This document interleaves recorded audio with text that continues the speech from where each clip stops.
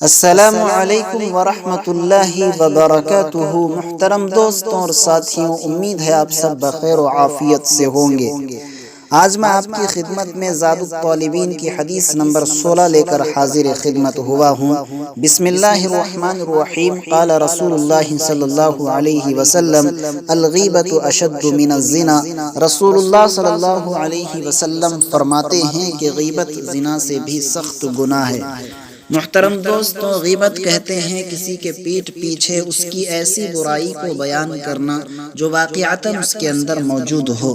اگر وہ برائی اس کے اندر موجود نہ ہو تو پھر وہ تہمت ہو جائے گا، جو کہ غیبت سے بھی بڑا گناہ ہے۔ غیبت کرنا اسلام میں ناجائز اور حرام ہے اور گناہ کبیرہ ہے۔ قرآن مجید میں اللہ رب العزت فرماتے ہیں: وَلَا يَغْتَبْ بَعْضُكُمْ بَعْضًا۔ تم میں سے کوئی کسی کی غیبت نہ کرے۔ اسی طرح فرماتے ہیں: أَيُحِبُّ أَحَدُكُمْ أَن يَأْكُلَ لَحْمَ أَخِيهِ مَيْتًا۔ کیا تم میں سے کوئی یہ پسند کرتا ہے کہ اپنے مرے ہوئے مردار بھائی کا گوشت کھائے؟ تو معلوم ہوا کہ غیبت کرنا مردار بھائی کے گوشت کو کھانے کی طرح ہے۔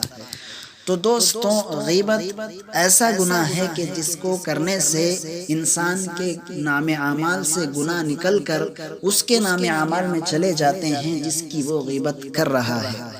کتابوں میں لکھا ہوا ہے کہ ایک بزرگ کی کسی نے غیبت کی تو وہ بزرگ نے اس شخص کو ایک تحفہ اور ہدیہ بھیجا، تو وہ شخص پریشان ہو گیا اور اس نے کہا کہ حضرت، میں نے آپ کی غیبت کی، آپ کی برائی بیان کی، آپ کی عزت پر ڈاکہ ڈالا، جبکہ آپ مجھے تحفہ اور ہدیہ دے کر خوش کر رہے ہیں، مجھ پر احسان کر رہے ہیں۔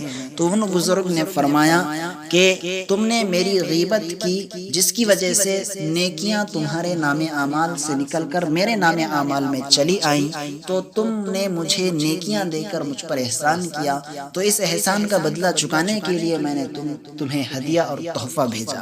ایک بزرگ کہتے ہیں کہ اگر تمہیں غیبت کرنا ہو تو اپنے ماں باپ کی غیبت کرو، کیونکہ تمہاری نیکیاں تمہارے نام اعمال سے نکل کر تمہارے ماں باپ کے نام اعمال میں چلی جائیں گی، انہیں آخرت میں فائدہ ہوگا۔ تو اسی لیے غیبت بہت بڑا گناہ ہے، اس سے کچھ فائدہ ہونے والا نہیں ہے بلکہ نقصان ہے۔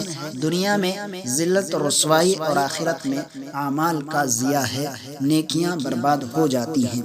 رہی بات اس کی کہ غیبت کو زنا سے بڑا گناہ، سخت گناہ کیوں قرار دیا گیا، تو اس کے بارے میں محدثین کرام نے فرمایا ہے، اس کی وجہ بیان کی ہے۔ فرماتے ہیں کہ جو آدمی زنا کرتا ہے تو وہ جلد از جلد نادم اور شرمندہ ہو کر اللہ سے توبہ اور تائب ہو جاتا ہے، جبکہ غیبت کرنے والا اس گناہ کو ہلکا اور حقیر سمجھ کر نہ شرمندہ ہوتا ہے، نہ پشیمان ہوتا ہے اور نہ وہ توبہ کرنے کے لیے تیار ہو جاتا ہے۔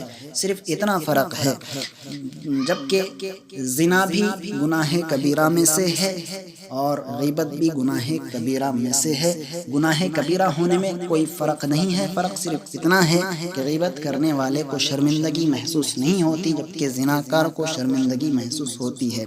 بلکہ علماء نے یہاں تک فرمایا ہے کہ عقائد کے معاملے میں سب سے بڑا گناہ شرک ہے، اللہ کی ذات و صفات میں کسی دوسرے کو شریک کرنا، اور جسمانی گناہوں میں سب سے بڑا گناہ زناکاری اور بدکاری ہے۔ گناہ ہونے میں دونوں برابر ہیں۔ تو اللہ تبارک و تعالیٰ سے دعا ہے کہ اللہ تبارک و تعالیٰ ہم سب کو ان گناہوں سے محفوظ فرمائے۔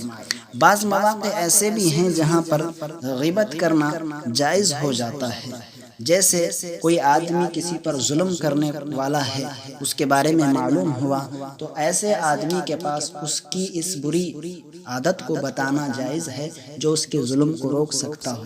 اسی طرح اگر کسی کا تعارف کرانا ہے اور اس کا تعارف اس لفظ کے بغیر نہیں ہو سکتا جس لفظ کو بیان کرنے سے اس کی غیبت ہو جاتی ہے، مثلا اگر کوئی لنگڑا ہے تو لنگڑا کہے بغیر اس کا تعارف اور اس کی پہچان، اس کا انٹروڈیوس نہیں ہو سکتا، تو پھر ایسا کہنا جائز ہے۔